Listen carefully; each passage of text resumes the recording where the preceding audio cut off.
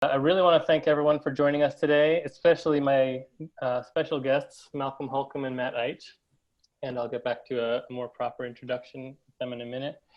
I'm going to kind of speak a bit at the top here, do a little kind of monologue about what we're doing and introduce these guys. And then I'm going to kind of hand it off to them to have a conversation.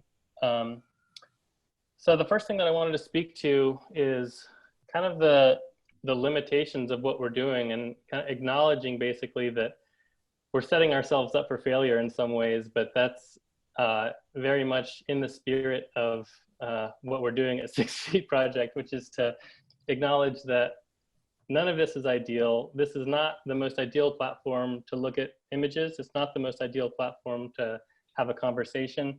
And it's absolutely not the most ideal platform to listen to live music, which we're going to be doing in a little bit. But I think it's important to just embrace the spirit of what we're trying to do, which is just to show up and keep trying and keep trying to be creative and use whatever outlets we can at this time. And COVID-19 is not, it's not an ideal situation for anyone. So what we're doing is just showing up and trying our best. And I'll speak to my own insecurities.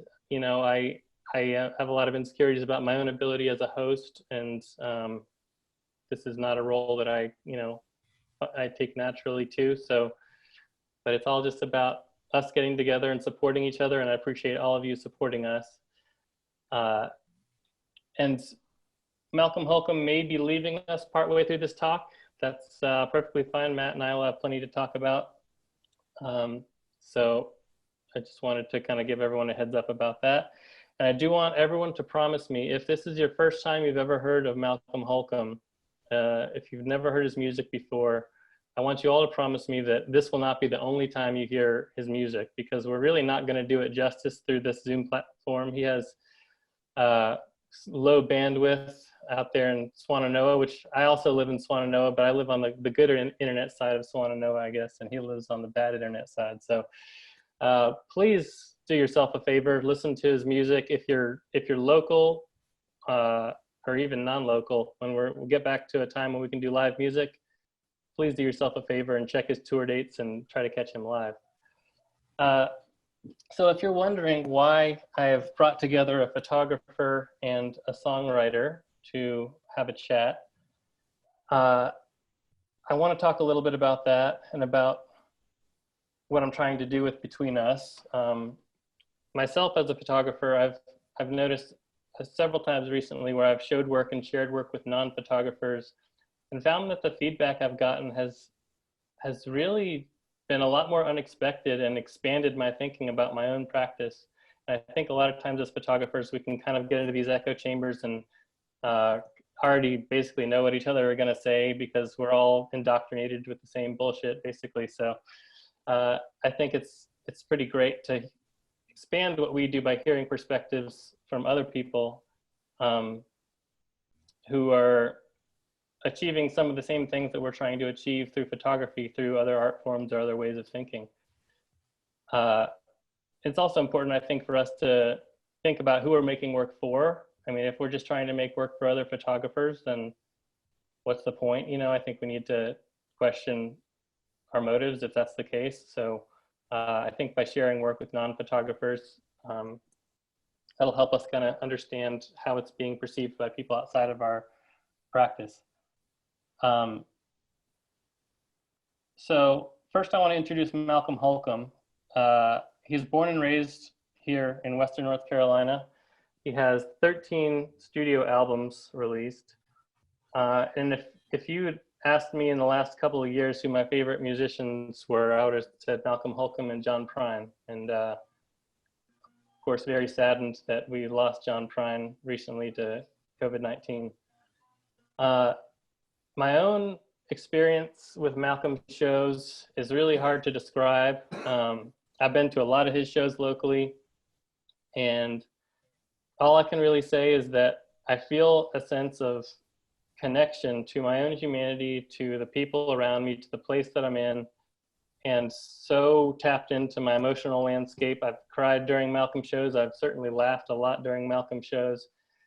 And I think the most profound thing that's happened to me personally in my thinking about photography in the last couple of years has happened through going to Malcolm shows and kind of realizing that that's what's missing in my work and in the way that my work communicates to an audience, is that it's missing that sense of immediate connection. And so I consider my life's work from here forward to figure out how I can achieve through photography what Malcolm achieves every time he steps onto a stage. There's a Nashville musician named David Onley who was quoted saying, "I think most songwriters' songs are like clothing, and for Malcolm, Malcolm's songs are his skin." And I think that's a really perfect way to articulate it. And that brings me to our other guest, Matt Eich. I would say Matt Eich's images are his skin as well. His images, I've been trying to think about how to talk about what it is about Matt's work that has really stayed with me over the years. I've known Matt for a really long time.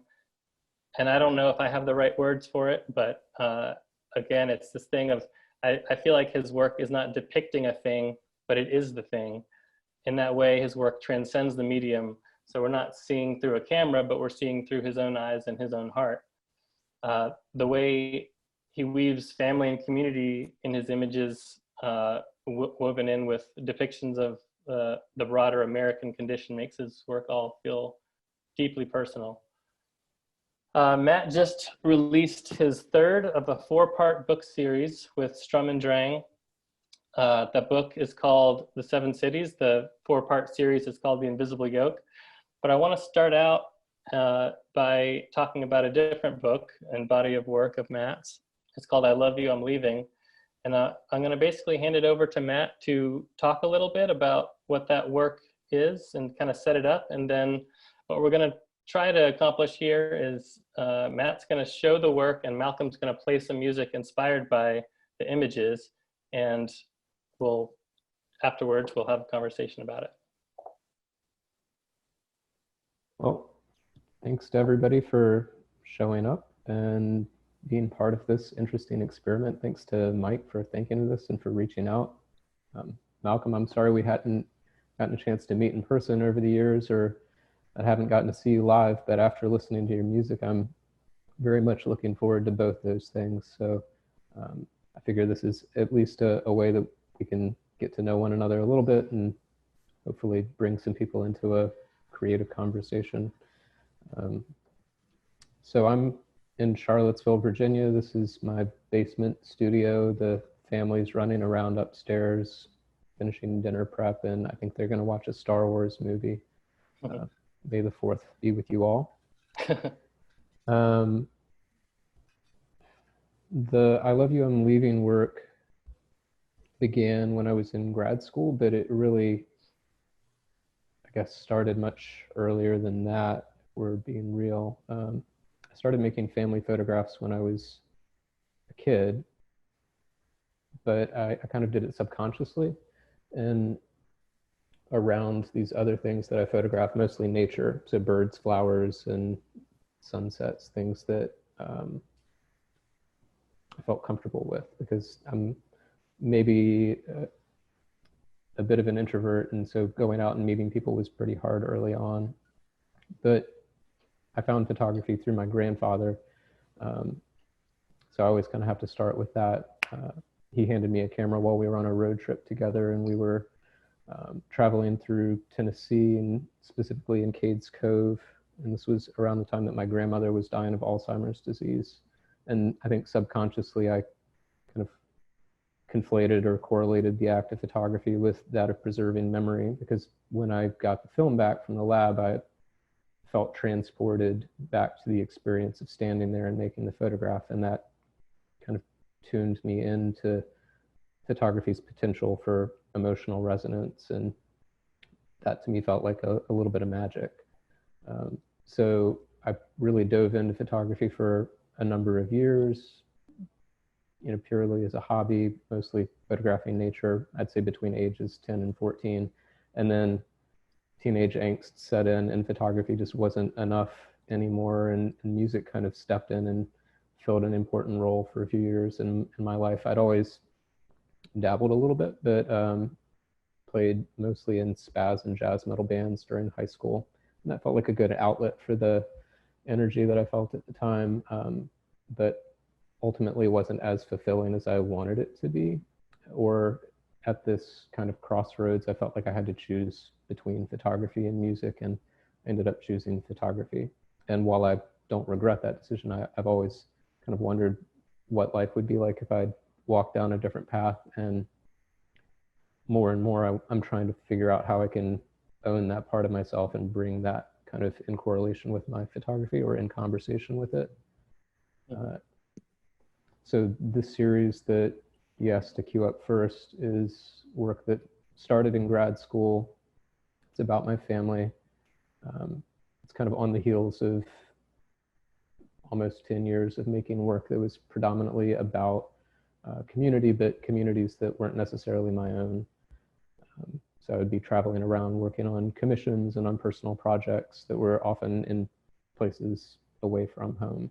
And a frequent refrain and feeling that I was dealing with at the time was being torn between two places, and this idea of, I love you, but I got to go either for work or for school or for a project.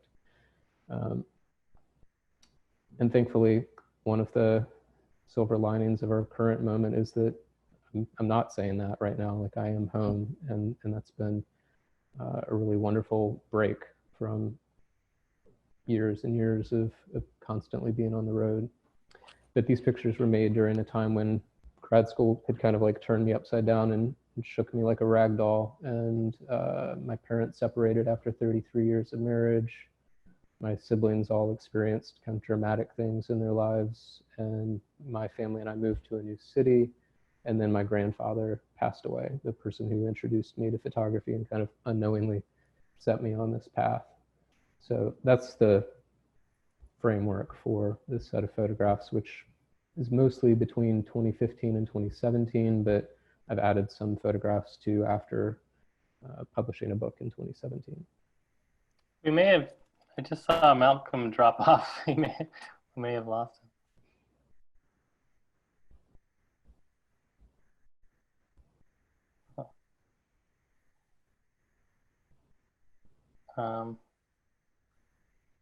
Well, do you want to go ahead and start looking through, and hopefully we'll look for him to jump back on? Sure. And for those that are still here, I did kind of try and edit these pictures a bit loosely with music in mind, thinking that would accompany a song. And I was listening to Malcolm in the background while piecing these edits together. Most of the edits are kind of structured off of what I've put together in book form. But these are often kind of reduced from that.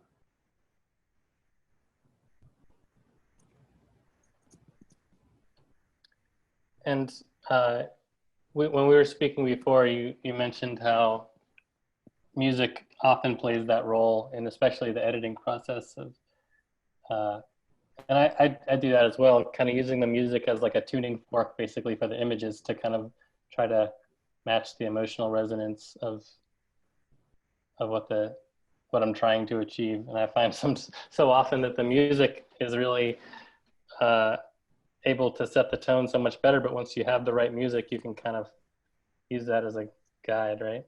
Mm-hmm.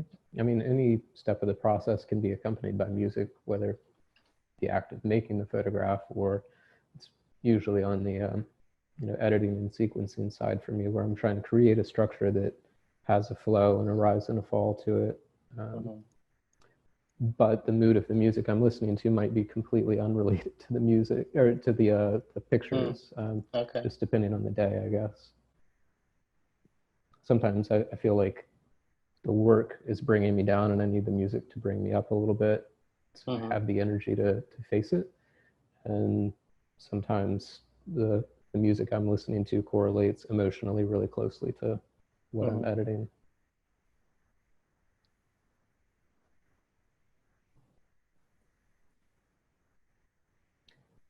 another thing that I think people that are really familiar with your work will realize right away with this body of work is that it is kind of a different visual language than a lot of your previous work. Can you speak to a little bit to what it is that changed in this body of work? Well, as I mentioned, this was made during grad school, and I'd been making pictures a certain way up until that point. And I think my kind of early visual language was informed by my experience at Ohio University studying photojournalism, and specifically a couple professors that had an influence on the way that me and my classmates kind of collectively, formed our visions. So there was a mold that we were supposed to follow generally that was correlated by or connected to this newspaper photo world that we were all supposed to go get jobs in, but that didn't really feel like it was a possibility at the time. And I was photographing a lot for class in black and white because I liked it. And one of my professors threatened to fail me because I was going to have to figure out how to make that work in the editorial sphere. And he said, it's a color world, man. You got to get with it and catch up with the times. And he wasn't wrong. So that's how I photographed until grad school. And then I felt like I was hitting this wall and I couldn't get past it creatively. And one of the professors that I had suggested, consider everything that you have that's working for you and kick it out from under yourself and then see what you're left with. So if color's working for you, strip that away. If mobility is working for you, what happens if you lock it down on a tripod? If having control over the frame is important to you, what happens when you relinquish control? And I think that really helped kickstart kind of a different way of thinking and working with these pictures. And also it was the first time where I felt like, I knew I wasn't a photojournalist for a while, but everything I'd been doing was still within this documentary framework. And this is the first time that I kind of stepped away from that and into incorporating stage narrative and, just more collaborative portraiture with the family members that I was photographing. And I was also going through a lot of kind of emotional highs and lows at this time. And the pictures I was making were reflecting that with kind of this consistency with which I was making the picture. So like this one was during a time where I was just photographing all of my family members very frontally, very directly. And there was another period where I was basically just photographing the backs of people's heads, and other times where I was really drawing a lot from nature and kind of scenes around home, but not so much family pictures.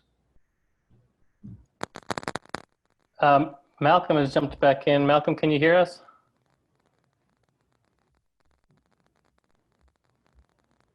Malcolm, can you hear us?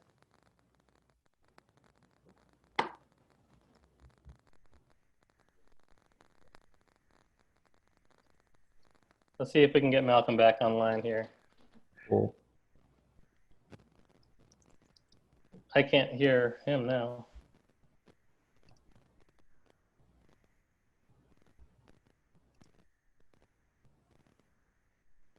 Mike, can you see him on your screen? Do you have you pinned him to the top? No. Well, I see him in the gallery view. Okay.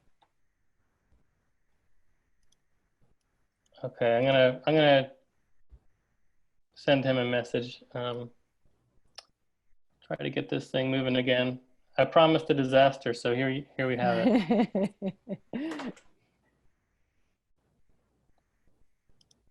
There's something going on in the chat window.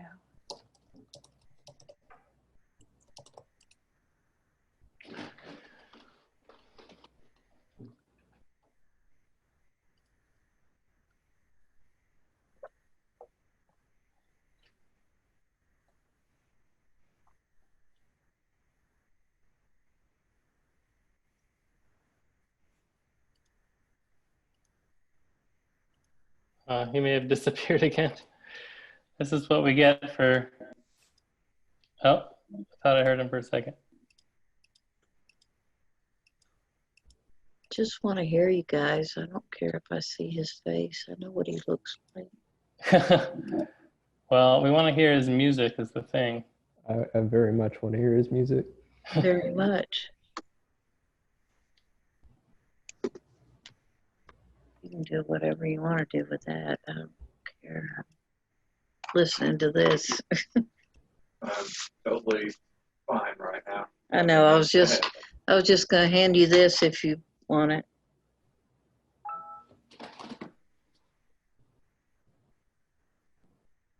All right, Malcolm said he's rebooting, so I guess let's just kind of Rebooting. continue going through images and talking about it, and we'll get him back when we get him back. Sure. I also just got to peek at the chat and saw a question from AFP Okay. asking how responsive and willing family members were as I photographed the series. And it's the answer is it ebbs and flows, right? Some days they're feeling it more than others. But overall, super collaborative and into it. I think my parents felt a certain reticence because they knew that the work was also partially about their relationship. And the way that watching things go down kind of cast doubts on my own relationships. So that's partially what this work was about. And photographing family in some ways is easier because they're right here, but in other ways it can be really complicated because you don't want to step on somebody's nerves when you got to live with them. Yeah. And I kind of rotate between characters too. Like my younger daughter is featured really prominently into my into my more recent work. And my older daughter is probably a bit more prominent in this, but as she's getting towards the preteen years, she's maybe a little less responsive, or she's usually just throwing shade. Mm-hmm.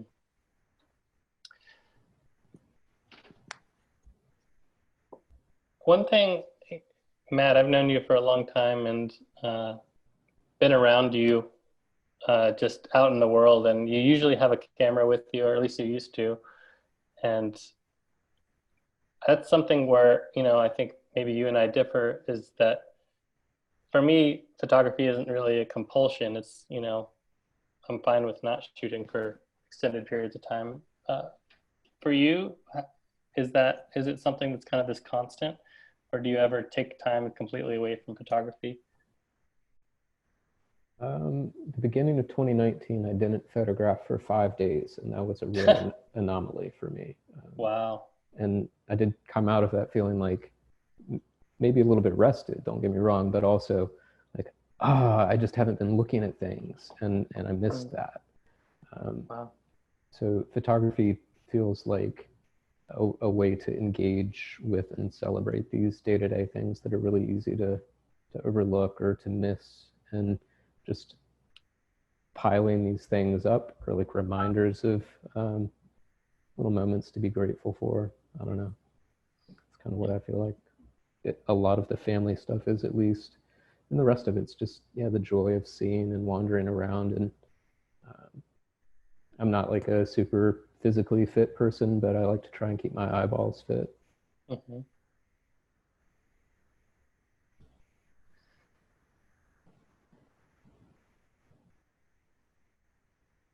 We were talking about, or I was talking about in the introduction, about some of the limitations that I feel around photography. Can you speak to that a little bit, and how does your work kind of respond to some of those limitations? I think we all have to deal with that in our own particular way. Like, these pictures are awfully quiet. Mm-hmm. I mean, part of that's just the way that I see. And then it's about, access to what we need to speak about too. And that's something that I've really pushed up against recently, where, okay, I've got something to say, and I don't necessarily know which pictures I'm going to make, but if I was put into a situation, or was able to put myself in a situation, I know I could make something, but I just can't get there. So I'm talking more about our politics directly, and I don't want to be a hill photographer, but I feel like I'm mostly photographing the day-to-day because that's what I can kind of get to on my own, but without somebody putting me there, I can't really reach these higher echelons of power and influence. And I do feel like that's a hole in my work. So that's one of the limitations of photography that I wrestle with, is how do you physically put yourself in front of the scenes that you want to depict or speak about. So I speak about what I can get to, or use that to say what I need to say, I suppose. How was that? I kind of remember the moment of realization Okay. coming from a journalism background, and always kind of thinking that all the work that we make has to fit within this journalism ethics, and not at all, limiting the way that we're affecting the scene and things like that. But then I remember seeing the work of like Doug Dubois and Lucas Foglia, and that was, people that came at documentary photography from that other world, that art side, have a whole different understanding. Can you talk about what that meant for you to kind of open up to these new possibilities, and how it changed your thinking? I mean, it really was about visual language and not being limited to one form of expression. And I felt like I deeply love and respect photojournalism and photojournalists, but also realized that what I was doing wasn't falling in line with that naturally, because I wasn't keeping these barriers between myself and the people that I photographed, or I didn't want to feel like I had to.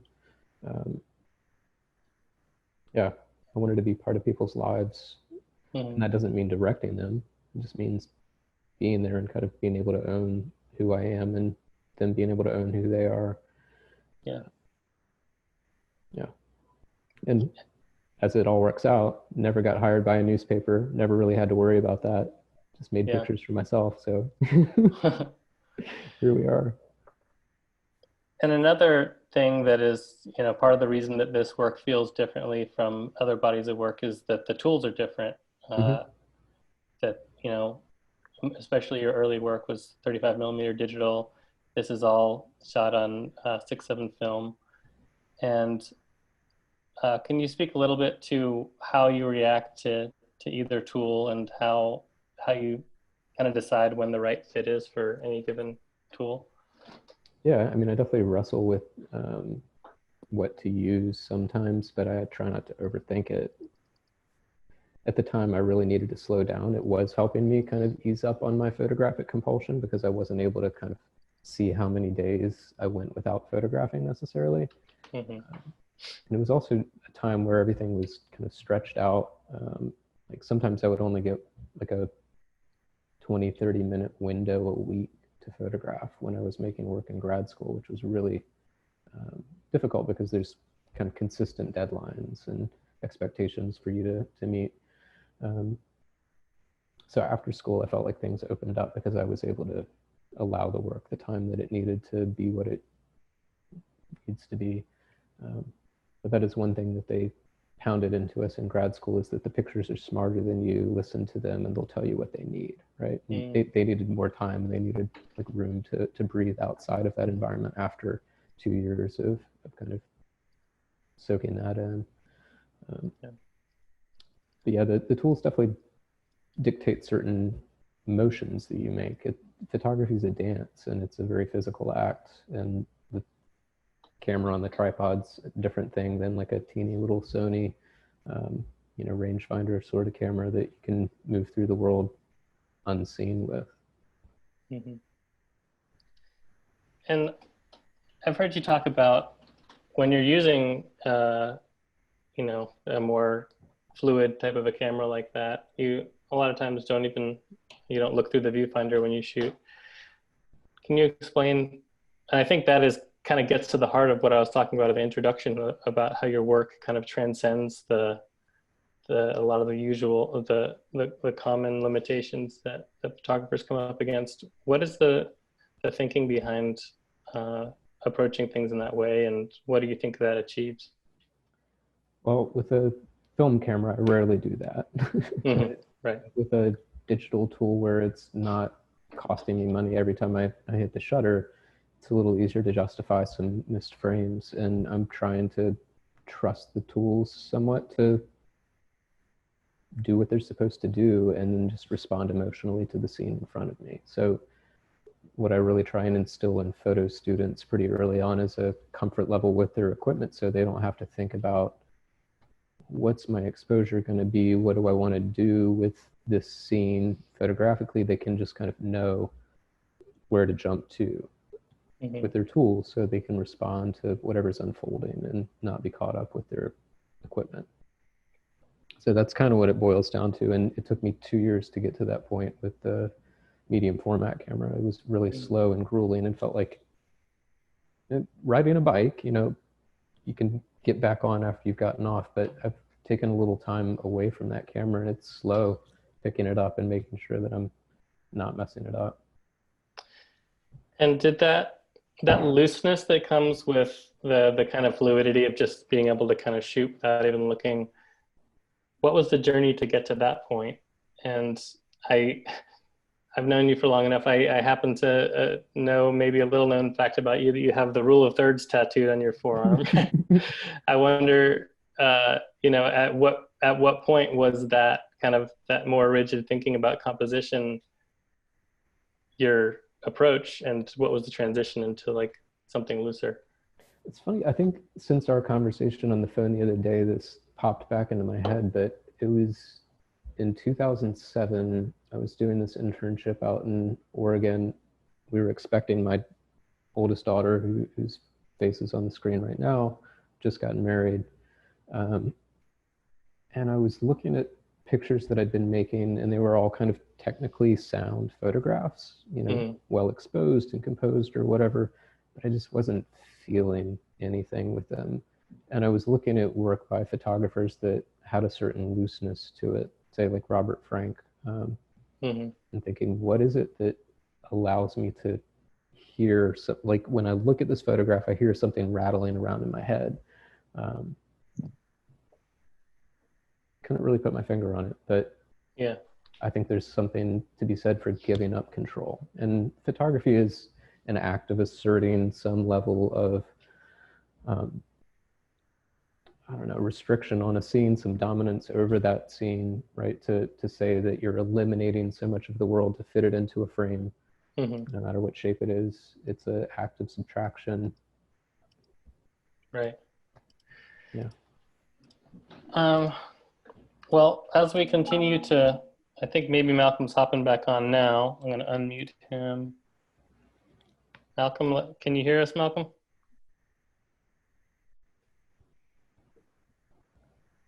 As we get him figured out, Matt, let's kind of transition into Invisible Yoke. And first of all, before we start looking at images, tell us what that means to you, that term Invisible Yoke. I've always loved it and kind of wondered what your interpretation of that is. And then you can kind of get us up to speed with talking about the first two books, and then we'll hopefully have Malcolm on to collaborate on the third book.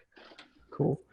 Okay, so I'm not a concept first photographer. I don't know what I'm doing when I'm doing it. Mostly I'm just kind of making work and then trying to think about it and talk to smarter people about the work. And that's how a lot of these projects have kind of come to be. Like Carry Me Ohio, which started in school, began as, you know, just a series of small stories about individual families and communities. And then one of my friends pointed out to me that it was all connected and all part of a larger whole.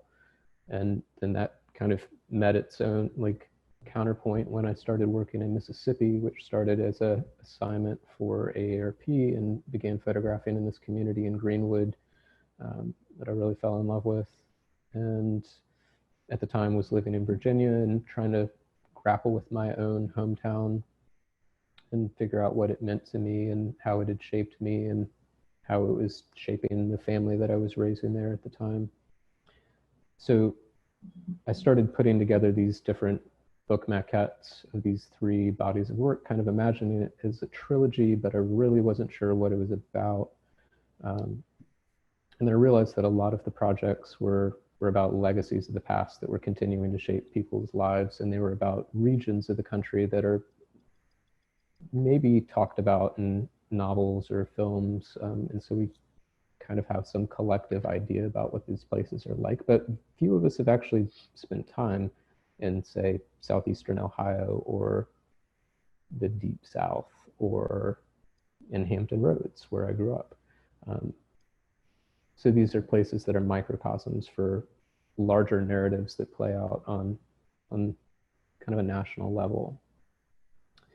And then I was thinking a lot about collective memory and the way that that sort of correlates to my interest in photography from the beginning, which is a way to kind of stabilize the insecurities of memory. And I was thinking about America's amnesia problem and how we like to forget the many wrongs that we've committed against one another and against others, and how our amnesia allows us to perpetuate that. And I think photography does have the power to counteract that. I'm not nearly as idealistic about photography as I used to be, but I'm still hopeful that it has some power somehow. Probably not in my lifetime, but you know, trying to make something that's got a longer shelf life, hopefully, than me. Yeah, so those are the themes and threads that I'm wrestling with in that work. And when I put it together in 3 volumes as maquettes, I really wasn't satisfied. I realized it was missing something really crucial, and that's where the 4th volume comes in, and that'll come out next year if everything stays on schedule. Yeah. Have there been collaborations that have continued through this entire process of 4 bodies of work? Like, is Mike Davis and Deb, have you worked with both of them for the entire process? So Deb set the stage with the design template for the book, and we're still, you know, creating everything in the same size, shape. There's variations in each. They all have this kind of hidden yoke pattern in the in sheets. Lots of really lovely touches that were all Deb. And then Mike has been involved in each one of the books. And that process is like, I send him thousands of photographs and he sends me back a few hundred, and then the publisher and I kind of go back and forth. And Mike's usually, he'll send back a few hundred, but he'll also send kind of a edit sequence, you know, that's kind of loose. So then the publisher and I kind of tighten it down and then loosen it up and then tighten it down again, and we'll tap Mike again just to usually to say like, are we crazy? Is this working? Let's go ahead and start looking at some of 7 Cities. I think we lost Malcolm for good, unfortunately, which is a total bummer. But as we said, this was kind of flying by the seat of our pants thing, and the internet is what it is. So as we start, I'm sorry that y'all are just listening to me looking at pictures, because that's not what we were intending. That's okay. I mean, this is we have plenty that we can talk about, and as a format, looking at images and talking is great too. Cool. Okay, I'm going to try and share this screen again.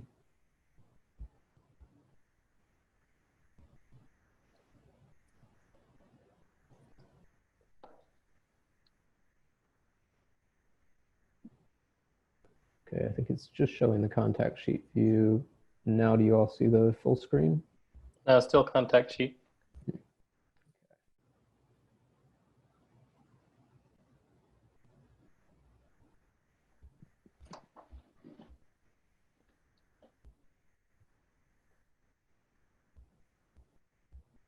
How are we now? Yep. Cool. Okay. So this project started unknowingly in 2005, but more intentionally in 2010, 11, and then really intentionally in 12 and 13. And then it kind of petered off for a few years after I moved away from this area. But the pictures were made over a 14-year period of time. So this is 10 years apart on the James River. This was oystermen on a really rainy day. I was out in the boat with my dad, and then this is, yeah, 10 years later with my daughters at the place where I used to play as a child. Oh, we're actually, I think we're not following the, I'm still seeing the first image. Okay. So it's still the Oysterman? Yeah. Okay. I'm thinking it's a problem with this full screen. All right. Oh, you know what? Actually, Lydia just texted me a great idea. I can play some Malcolm music off my computer. Yes. Why didn't I think of that? This is a good idea. This is a good idea. So you work out that on your end. Well, we'll just start over when the music's ready. That way you all don't have to listen to me blabbing about photographs.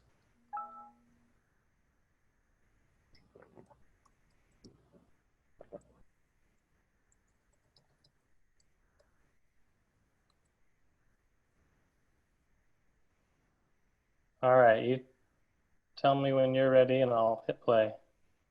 Ready when you are. Wait, I gotta. I'm Lynn Slater, and I'm also known as the accidental.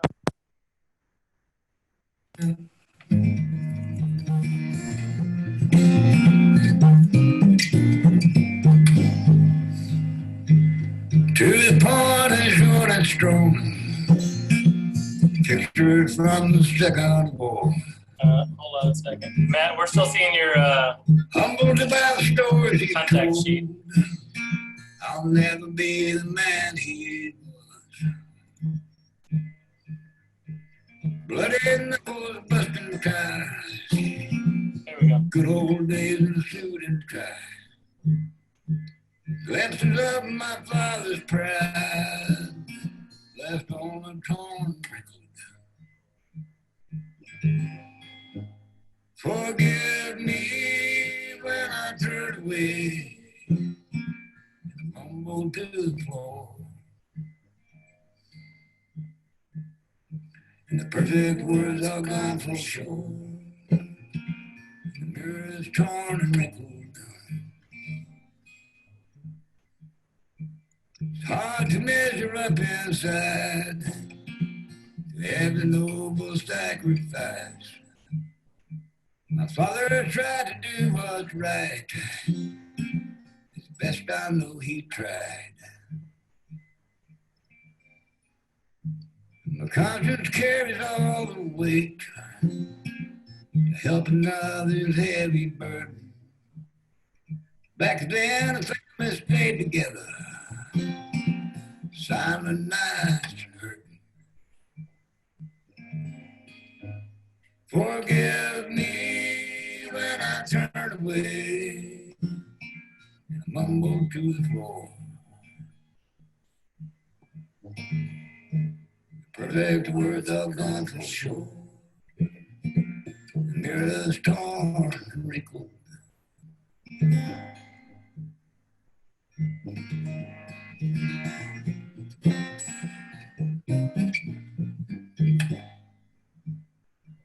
The bedroom walls were smoky blue.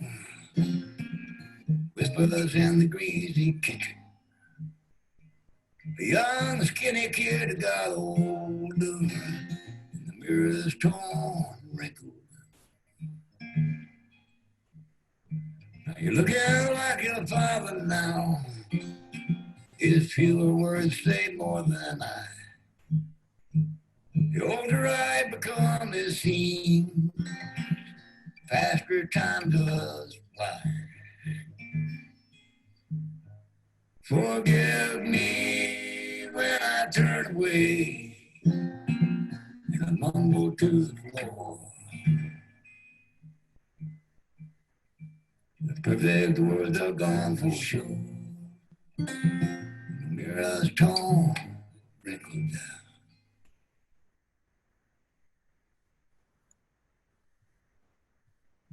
The most common reaction.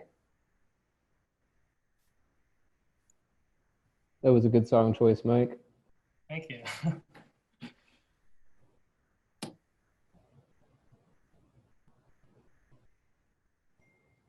Did I queue up another one? I think we're nearing the home stretch for this set. We'll do But another. I do have another set of pictures we could sync up with a song. I really wanted to ask Malcolm particularly about that song. I think it's really amazing in that it perfectly articulates an emotion about not being able to articulate an emotion. You know, when he says, he's got a line that says, forgive me when I turn away and mumble to the floor, the perfect words are gone for sure. You know, I think that's amazing how he captured that emotion about not being able to to always be emotionally available. Yeah, I mean, but that gets at why we do what we do on a certain level too. Like he sings and he makes music and I make pictures because we can't express the things that we need to get out.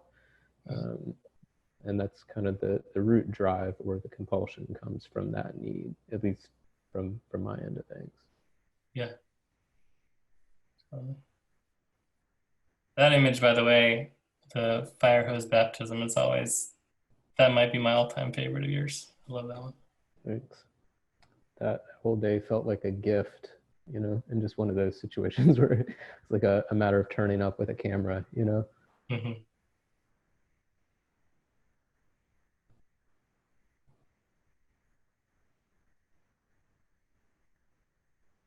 So within the series of books, this one is the first one that like fully brings my family kind of into the mix. There were a couple pictures in Caremy, Ohio that were family and friends, you know, but it was mostly people that I was kind of like making work about.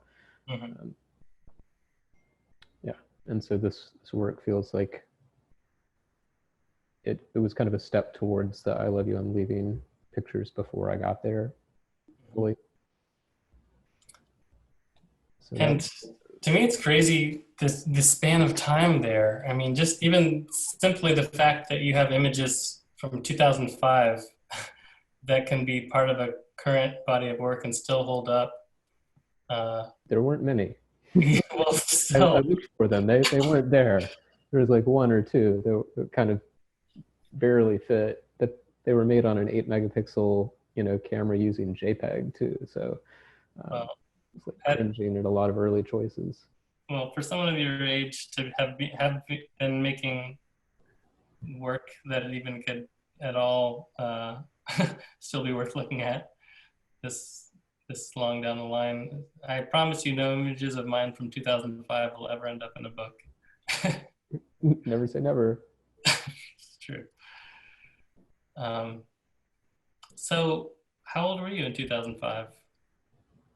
That's some little math on the spot. Is that like high school or just no, that was early college. Yeah, so I was like 18, 19. Yeah. Wow. Cool. Well, what do you say we try this again with a little music? Let's try it. And also, as we're doing this next round, after this, we'll probably get into some questions. Anyone who has any questions, just feel free to write them into the chat. And oh, the last song. Sorry for not saying that. And thank you, Zach, for asking that. That last song from Malcolm was called Torn and Wrinkled. It's one of my personal favorites. I listen to it kind of obsessively when I'm driving around in the car, and also it's one of my favorites to watch him perform live. So yeah, any other questions, type them into the chat window, and we'll get to some questions after this next one. And Susan, maybe you can help me field some questions after this. I'm gonna find another song to queue up.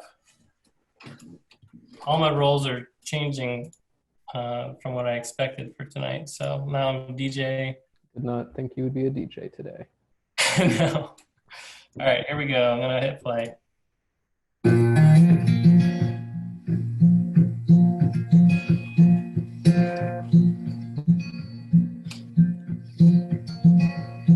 It's cool down in Savannah,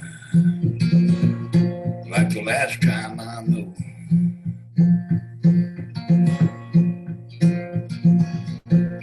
It's cool down here in Savannah, like the last time I know. You see, I feel lost and hurting, thirsty like before. Yeah, people don't see me when I look them in the eye.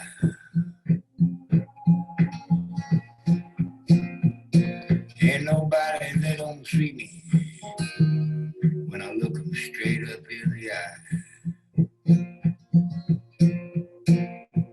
They just stare behind my back, don't care about if I die. It's raining in Savannah, my bones are aching all the time.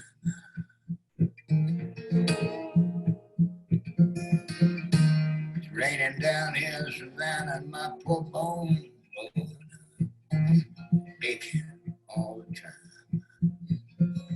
And undertakers mean and ugly, he's a humming in the pines. It's a crazy way of dying, sinking low down in my head. It's a crazy way of dying, sinking low down in my head. See, I'm deep below the sunshine. You hear the cold and lonely bed. That's crowded in the ground. Ain't nobody knows my name. Way crowded down here in the ground, and ain't nobody knows my name. See, I'm buried in this box, and everybody looks the same. The yellow fever's awful bad. I ain't got no money for a bill.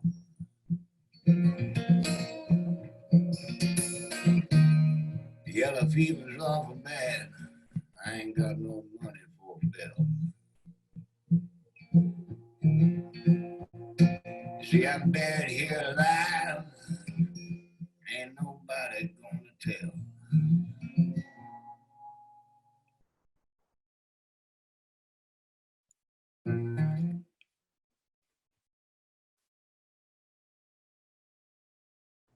Another good song choice there. Thank you. We almost synced it up. Almost. That really, yeah, it went well with the images. This is exciting for me to see these. There's a lot more here than the edit on your site, so I'm getting to see some stuff for the first time here. Yeah, I've been feeling like less is more for the internet recently. Yeah, that's probably smart. I wonder, that song it's probably my favorite of Malcolm's, and that one's called Savannah Blues. But I feel like it's a little bit harder, more difficult of a read. I definitely know what the song feels like, but I would love to ask him more about, what inspired it. And but the whole yellow fever thing, I thought it was kind of timely for the situation we're in right now. Yes, indeed.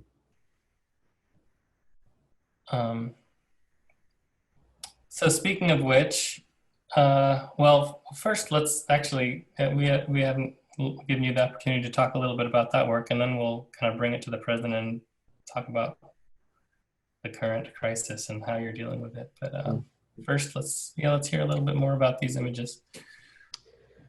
Well, I'm gonna stop the share and go back to the contact sheet view just to pull back a little bit. But these are from an ongoing series called Say Hello to Everybody Okay.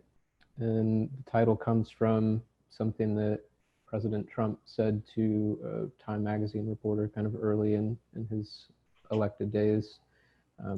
as a sign off, which struck me as just a bizarre thing to say at the end of an interview. And also, it's also a little bit like it's wonderfully naive, and kind of the naivete that I try and bring with me when I go out to make pictures. Like, well, hello, how are you? Like, it's just me with the camera. Like, don't mind me. I'm no threat. Please don't shoot me.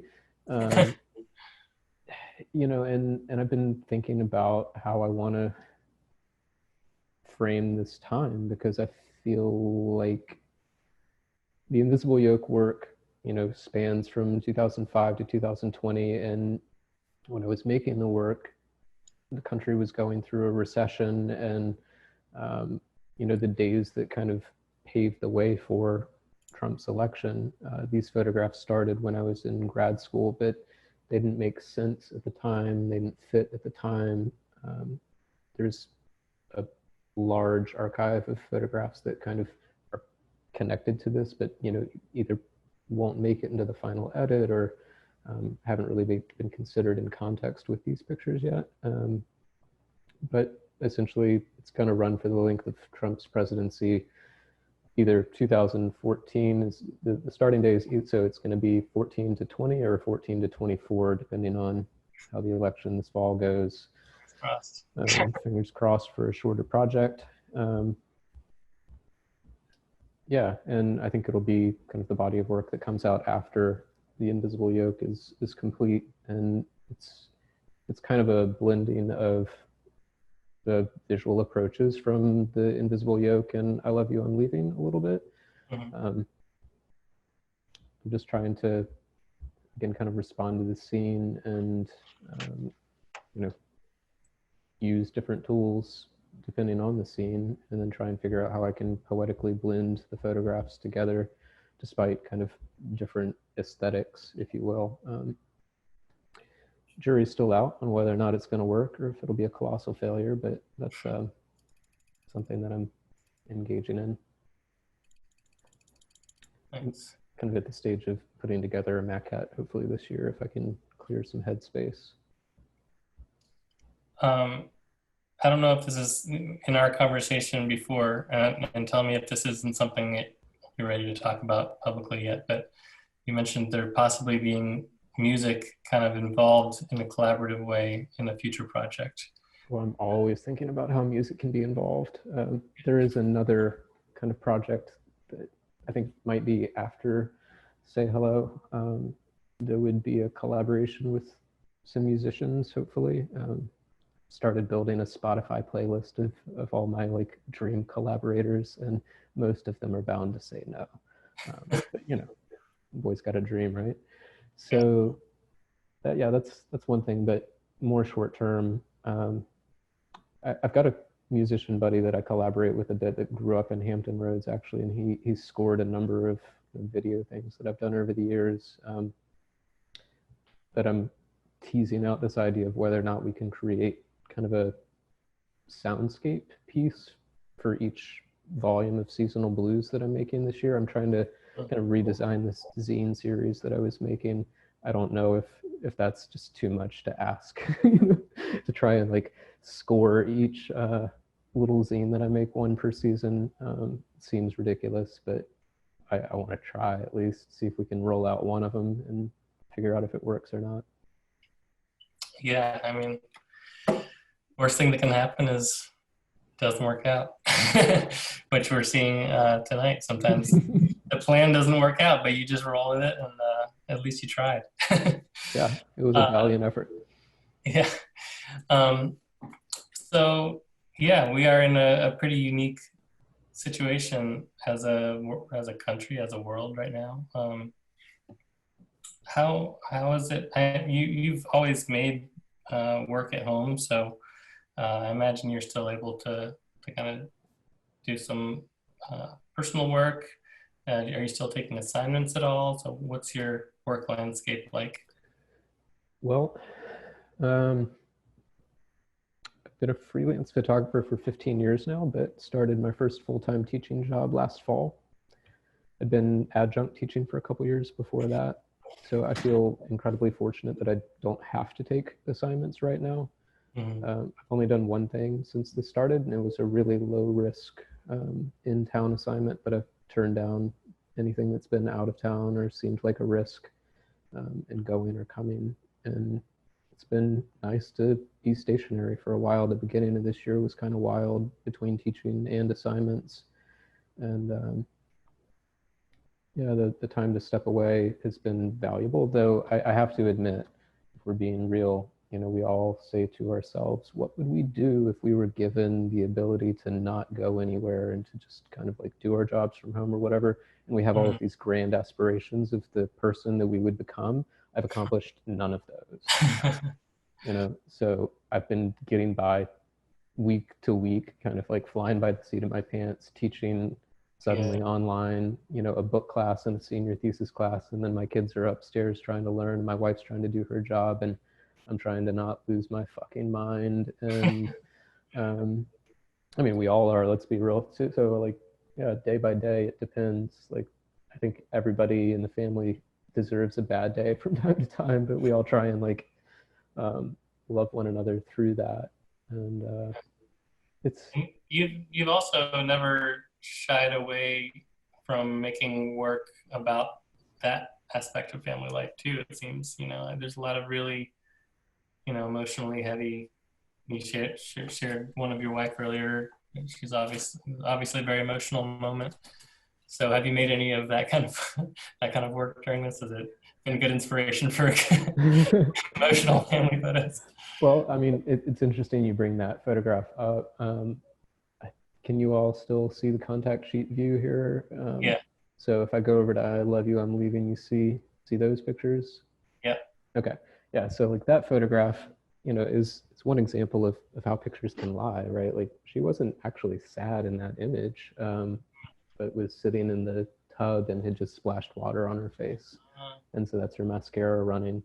And the camera lens is a little bit fogged from the steam of the bathroom, and a little bit blurred from some motion. But yeah, it was an interesting roll of photographs where each frame felt like she was kind of a different person between like when she splashed the water on her face and you know, like some she's looking at the camera and some she's not. But a picture that I do understand the weight of it and how it's often read, but often, you know, I do like to clarify that for people that are. That's really such a fascinating thing. I mean, I've seen that image as like so emotionally intense, but I mean, and it still is. It still has that power. Well, the way I try and make sense of it, because I'm looking back on it now, like with the benefit of hindsight, but what I was gravitating towards making at the time was these really confrontational portraits of people in my family where they looked at me with a sense of sadness or confusion or doubt that I was feeling in myself and then projecting onto them. Because that's what photography does sometimes, if we're not aware of it, or even if we are. So I got some recent pictures pulled up here. Cool. Yeah. I don't know if you want to pair it with some Malcolm Jam. Well, what I think maybe might be worth trying here is opening it up for questions, and kind of as you start to scroll through those, we can allow anyone who wants to unmute yourself to ask a question or type something into the chat window, and that way we can have hopefully a little back and forth as we're looking through these. Hey, Mike, we had just a couple of things in the chat window that were already there, so I can share those with you if you want. Sure, what do we got? So one was a comment started about the music, and it's from Marie, and she said, Matt, the way you talk about your work feels like a form of music itself. Oh, thank you. That was from Marie. And then Nicole, which I think Mike had already asked, was curious about whether you would be whether this work would exist digitally coupled with music, if you had thoughts about that. I'm not sure yet.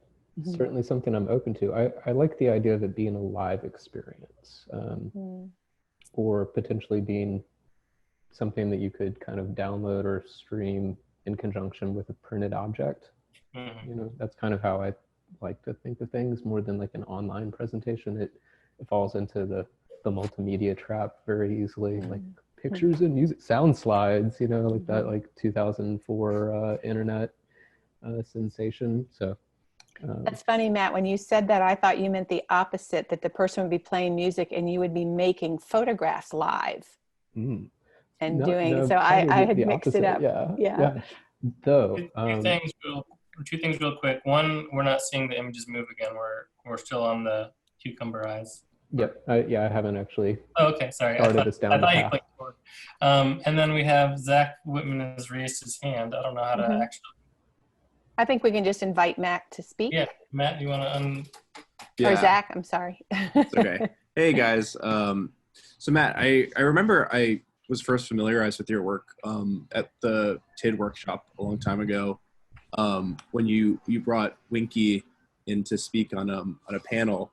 I was just wondering, with that type of, you know, intense collaboration with the people that you're photographing, like, can you think of anything specific that you've learned, or any instances of you discussing a photo with them, or anything like that that really brought something to light?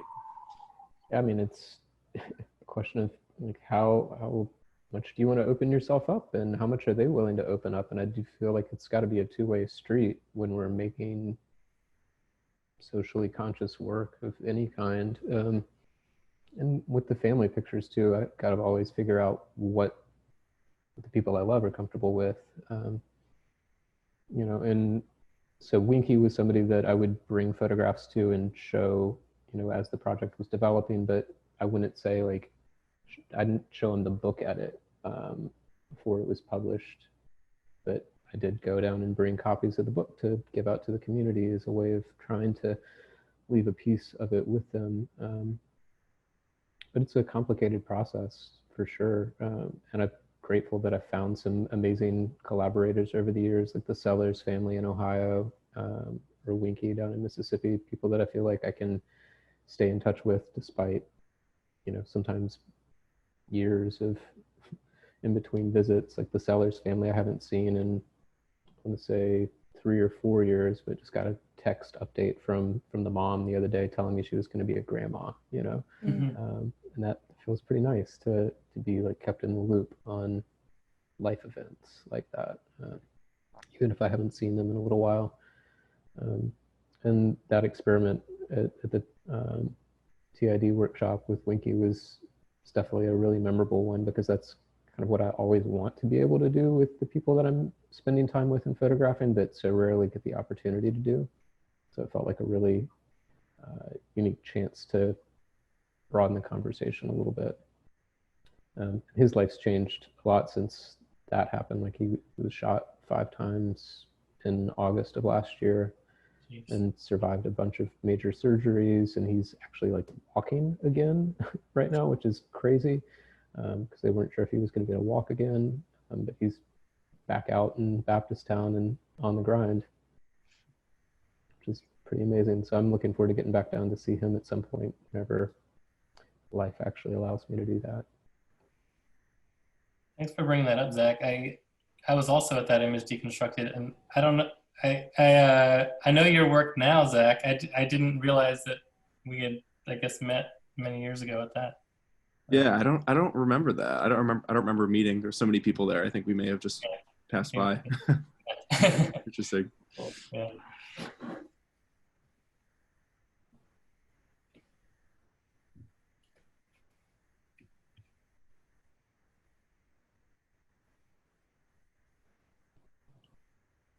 Matt, is this recent work, is it potentially part of one of this ongoing series, or is it kind of its own thing? Don't really know. Just kind of making it right now. Pictures could get absorbed into Say Hello if they fit, but this feels different than a lot of that work. So on the wall behind me, I've got some work prints of late, and very few people have seen these photographs, but I've been sending them to a couple friends and collaborators, specifically Jared Suarez and Ian Bates.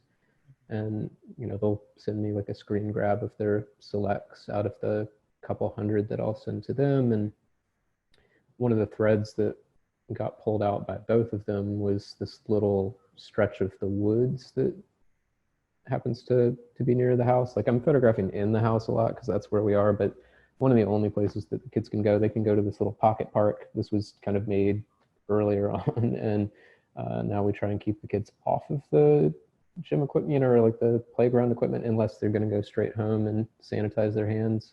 But there's this little spot in the woods that the kids kind of run to and act all feral, and they're building these crazy structures in the woods. And there's been a couple pictures in here from that place. Like, this is in the woods. So in this set of photographs, I'm mixing them all together, but on the wall, the woods has been pulled out into its own kind of little bubble. Yeah. And that's just from, you know, looking at the pictures, but also conversations with a couple people that I trust, and I don't know what they're gonna become at this point. I'm trying to kind of remain open.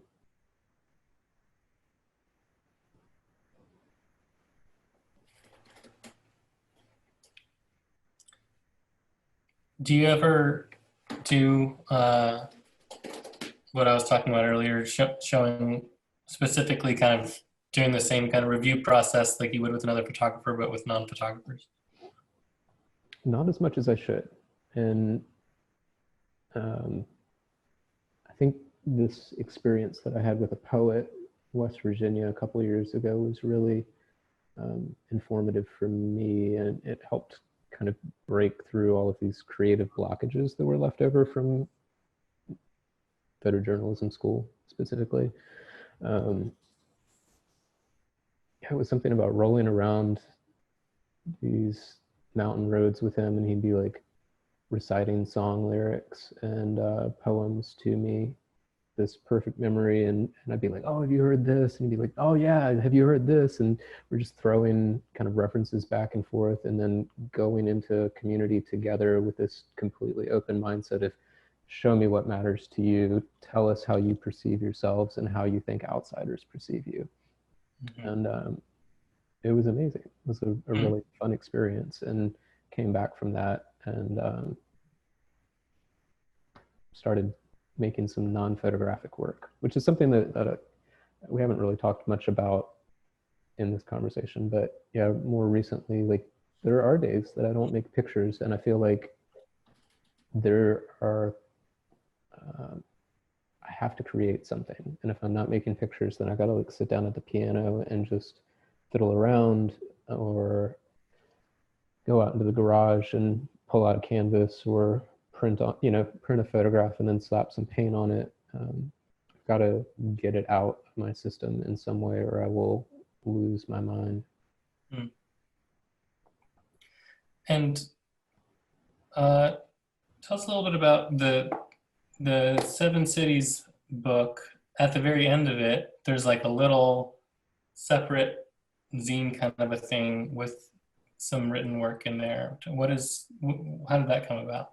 Yeah, so each one of the Invisible Yoke books, like, we've tried to kind of create a template, you know, that I set forth with Deb, with Carry Me Ohio. And so each book has got an addendum component to it. And I've kind of intentionally kept the text pretty minimal in the books, because I don't want the pictures and words to fight with one another, but I want you to be able to experience the photographs and get to the back and then engage with the text as you choose, right? You want to look at the titles, cool. If you want to read the statement, cool. Don't feel pressured to, right? And then the addendum is always typically a way of bringing in different voices to kind of like contextualize the work or the place, or to kind of speak from a different perspective. Mm-hmm. And so with that book in particular, we've got a poem by Tim Siebels, who's the former poet laureate of Virginia. This is what the book looks like, a little booklet. So we've got this really lovely poem called Twin Stranger by Tim, and then an essay called How to Mourn the Living by Seth Feeman, who's the curator of photography at the Chrysler Museum. And the pictures in the booklet are either pictures that I made as a kid, like this one, which shows my little brother who's now mid-20s, and my grandmother who passed away when I was still in high school. So it's got some pictures like that I made when I was a kid in that area, and then little Fuji Instax pictures that I was making with my family when we lived there. And some of them were made by me, some were made by my wife or by my daughters. And then we have an additional poem in the back by Stevie Smith called Not Waving But Drowning. And in the other books in the series, there's been an essay by a sociologist in the Ohio book, and a text by Kate Linthicum that was kind of drawn from conversations, interviews that she did with folks that are in the book. And then the Baptistown book, we've got an essay by Ralph Eubanks, who teaches at Ole Miss and grew up in the Mississippi Delta. And then we've got kind of a transcribed Facebook interview that I did with Dash Brown, one of the guys that I knew, who kind of grew up in the Baptistown neighborhood, has since moved away. Looks like we've got a couple other, not questions so much, but comments from Melanie. When I look at your earlier photos, there are some that give the feeling of being shot in the 50s. A lot of them seem to have stories behind them and leave the viewer to guess what the story is. Does that make sense? It does. And there are stories behind a lot of the pictures, and I do kind of like leaving it a little bit open to interpretation with a lot of them. And talking about the work allows me to provide some context sometimes, which may differ from the way somebody read the photograph, but I am looking for that kind of openness in the pictures that I make or show. Another comment this is from Marie. It says, Matt, you may have already be familiar with Heart Like a Levee, a performance that took place at Duke a few years ago, in which his Golden Messenger, I don't know who that is, but performed live as William Gadney's photos were displayed on a screen. I think it might be online if you'd like to check it out. Something about your images. Dope. Yeah. Something about your images and Malcolm's music evoked vivid recollections of that incredible convergence. Well, I'm glad that sounds really cool. I'm glad it still kind of worked to do the images and the music. I'm a huge fan of William Gedney's work. I'm not familiar, so I'll definitely be checking that out. Yeah, highly recommended. Cool. I think I first came across his pictures in a Double Take magazine back in the day.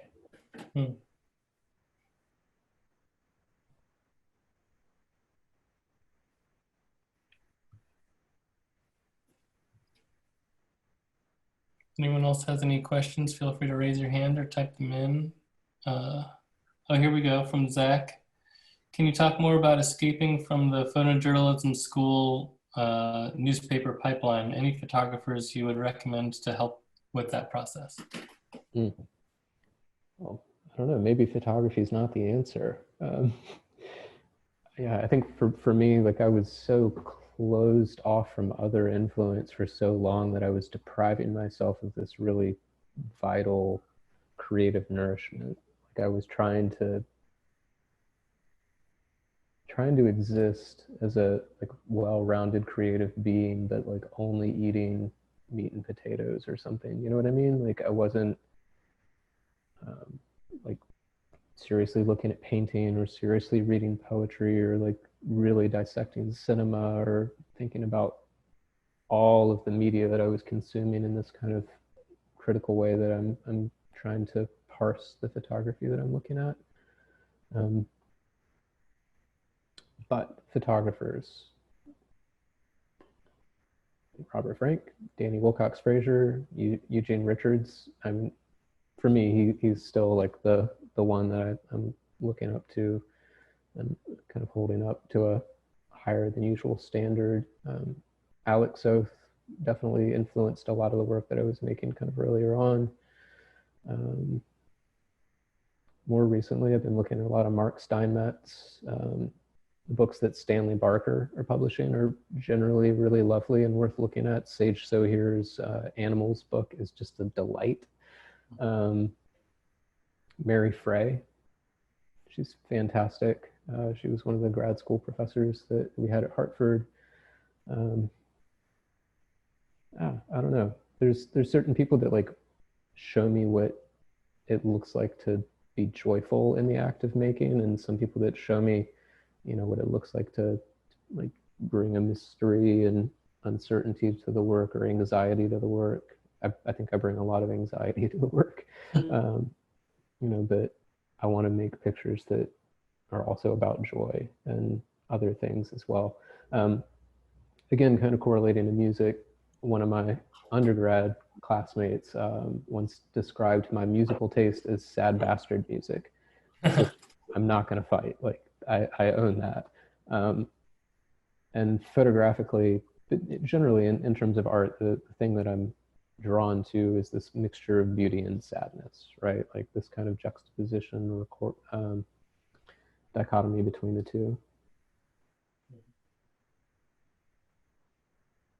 But try and make funny pictures when they present themselves.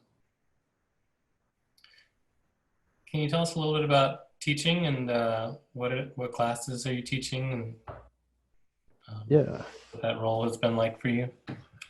So I've been teaching, this is my first year full-time, and I'm teaching as an assistant professor of photojournalism at Corcoran School of the Arts and Design at the George Washington University in DC, which is really abysmal to have to type out.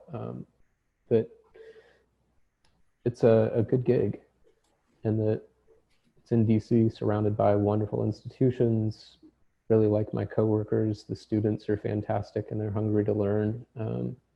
So currently teaching senior thesis and a photo book class. And so just to the side of me here, I've got a stack of 14 really lovely objects that were made over the course of this semester, despite you know, all of the shit that these students had to deal with as the world turned upside down, right?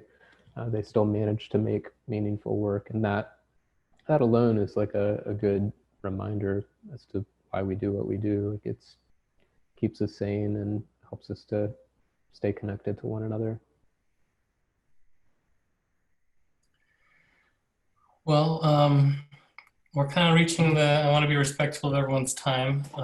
I think we're kind of reaching a point where we should wind down. If anyone has any last questions, we can do that. But actually, there's one here that's optional if you want to answer or not. But it says, would you be willing to share any of the names on your Spotify list for future hopeful collaborators? Oh, yeah. Well, you can find me on Spotify. I'm just my name, Matt Eich. I have playlists for some of my classes, including a senior thesis playlist, which is pretty dope. My students have been contributing to it. But I have a playlist which I think is, yeah, it's open to follow. It's called An American Picture Album. And I can share that screen if I can find it. This is what it looks like right now.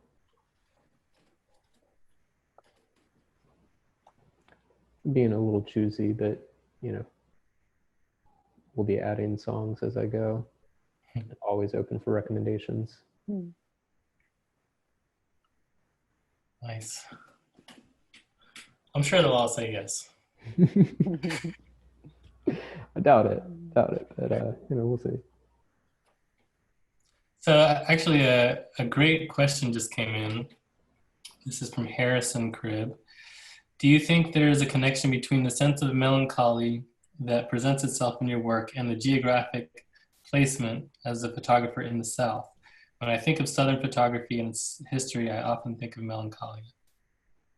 It's a great question. That's something I've thought about before and kind of discussed with some colleagues like Susan Worsham, who, when you think of Susan, I think of the South, right? Even if she she goes somewhere else, she's still a Southern photographer, still making Southern pictures, you know, in Syracuse, New York, for example. Love her work. If y'all are unfamiliar, please check out Susan Worsham. We've got a call out to her actually to see if she'll come on. Cool. That'll be a good conversation for sure. Yeah, I don't know. I don't really have a point of comparison necessarily in terms of where I grew up versus somewhere else, but I know that I feel more comfortable in small towns and, you know, places where people generally kind of know one another or can quickly recognize me as an outsider.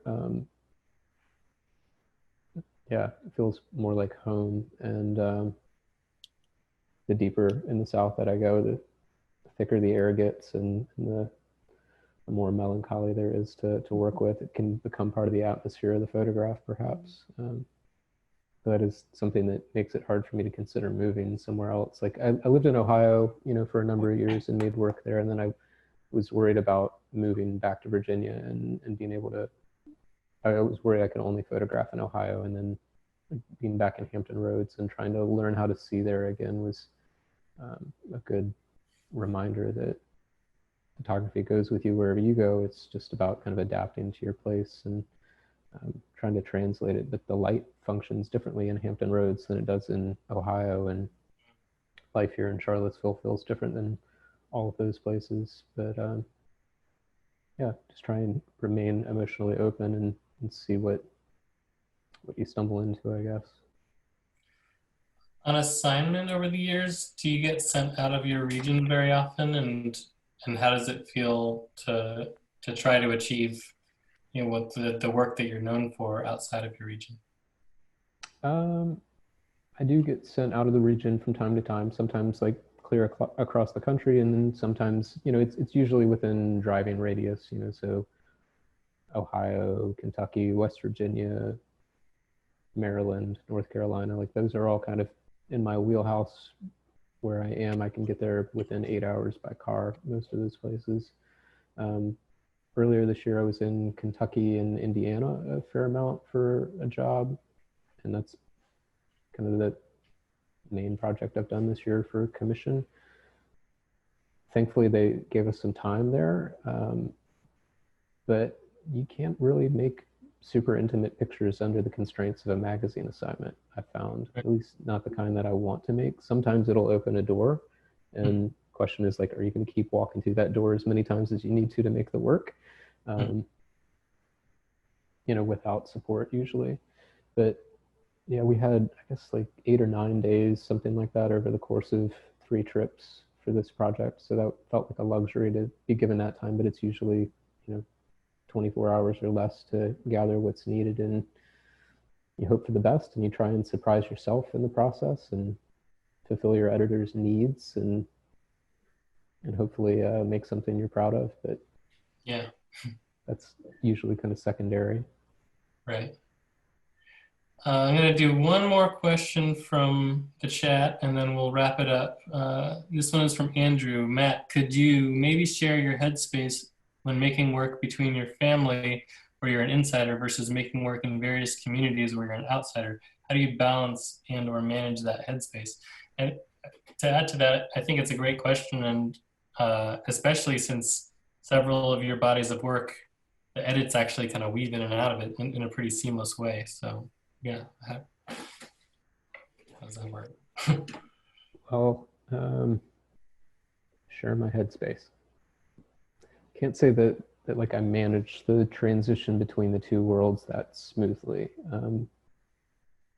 I mentioned Alex Oath as somebody who was like a big influence on me in early college, and he was one of the grad school advisors in grad school, and I got to ask him a question like during our first session in grad school, and the question that I asked him was, how do you balance family and work, right? Like this constant coming and going and the needs of your family, because I know he's got kids and he's been married to his high school sweetheart, and he's somehow like managed to not fuck it all up, which is tricky to do for anybody.